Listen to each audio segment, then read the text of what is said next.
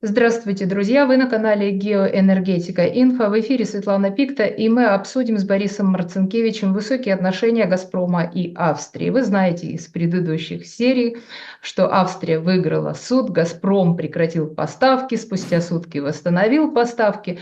В общем, очень это все сложно и интересно. И теперь вроде бы нашли выход из ситуации, забрать газ решили, насколько я поняла, если я правильно поняла, Борис Леонидович, у Украины.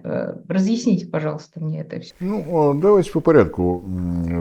На самом деле нет никакой Австрии как партнера «Газпрома». «Газпром» работал до самого последнего времени с австрийской компанией ОМВ.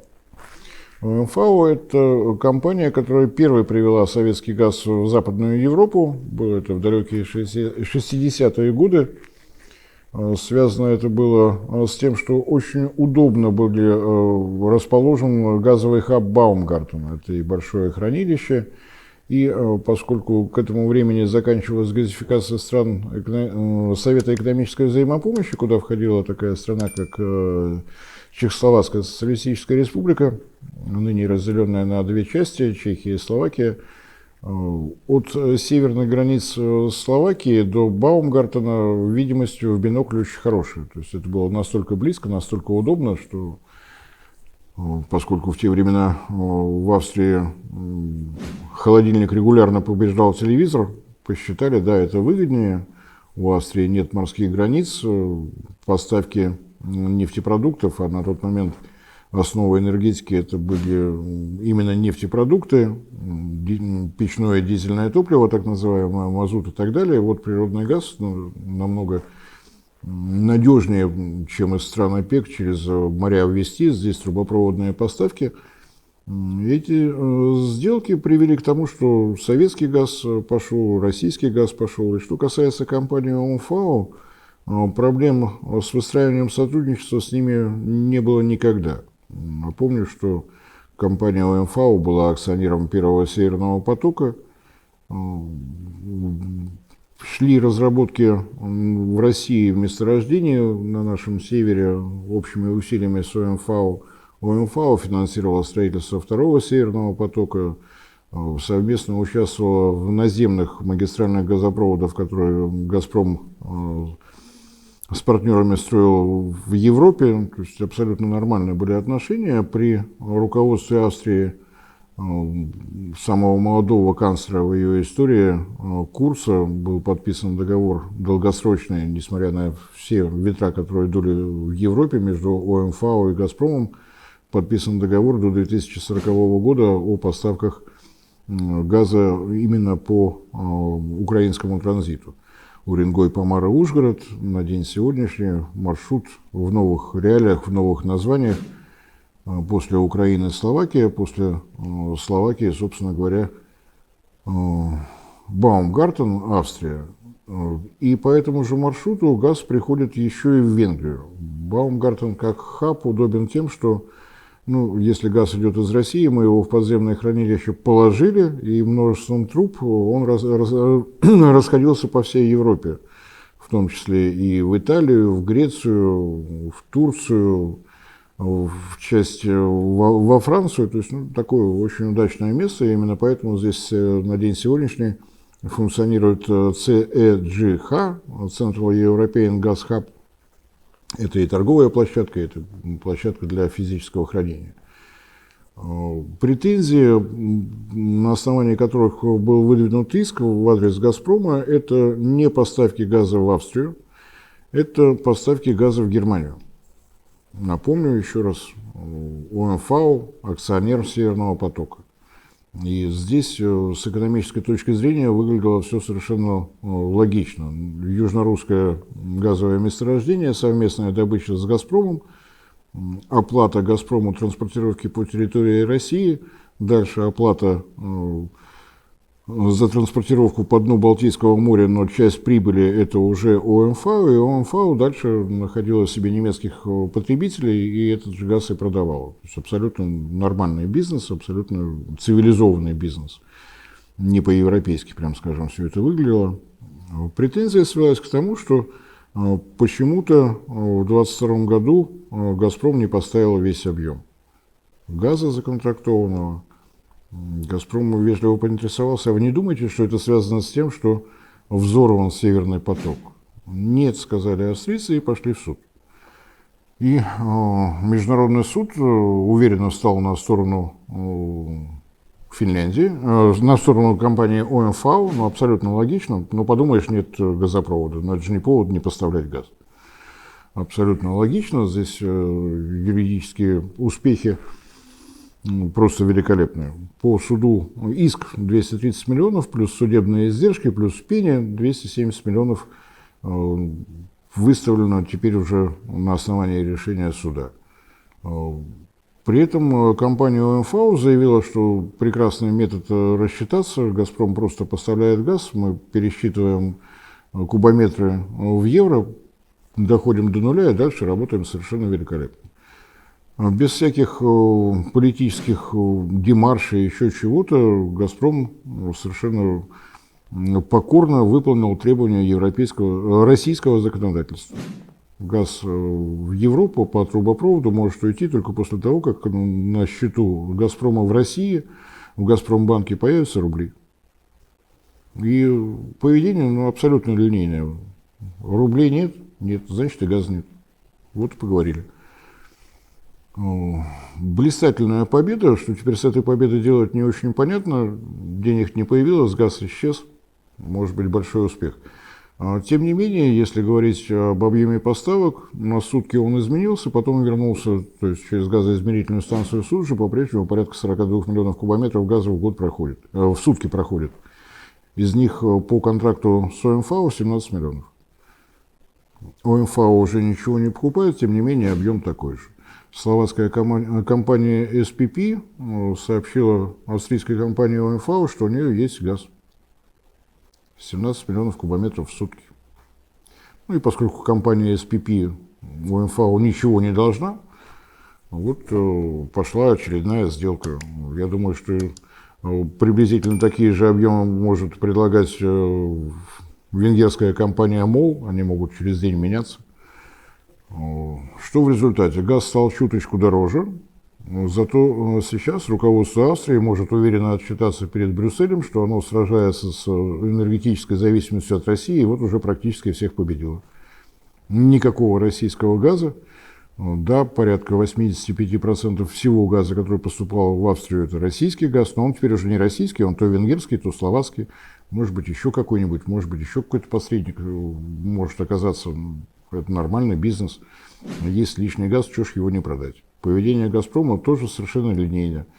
Как словацкая компания SPP, так и МОЛ могут доплатить рублями и сказать, что туда же в Баумгартен надо отправить.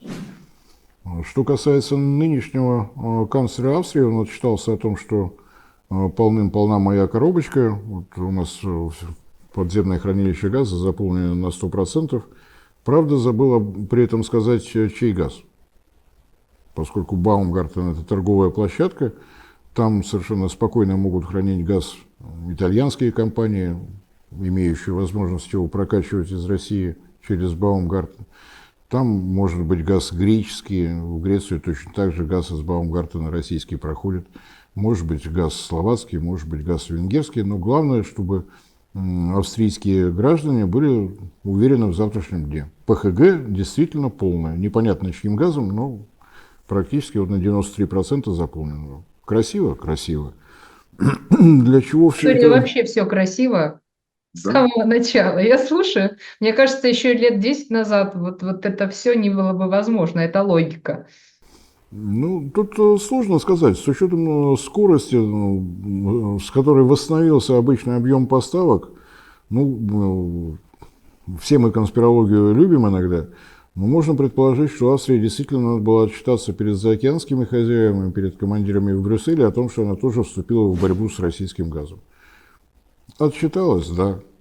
Нет больше российского газа в Австрии. Есть газ венгерский, словацкий, может быть, там азербайджанский появится, какой угодно еще. С Россией не работаем, не работаем.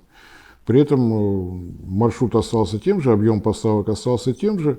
Но, правда, поверх всего этого надо помнить, что 1 января прекращается действие транзитного договора между «Газпромом» и компании оператора газотранспортной системы Украины. Есть решение господина артиста или циркача, я не помню, о том, что невозможно вести никакие переговоры ни с какими российскими компаниями. В этом случае транзит через газотранспортную систему Украины будет прекращен.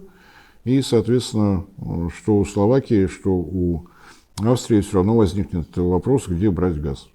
То есть, может быть, сейчас вот пока более-менее льготные условия, действительно надо выбрать все, что можно выбрать, а после 1 января уже думать, что делать дальше. Мне кажется, они так поднаторели в этой эквилибристике, что они могут переназвать газ. Ну, если газ физически перестанет идти через Уренгой, Помар и Ужгород, тут уж можешь придумывать, что хочешь, где-то нужно будет его искать.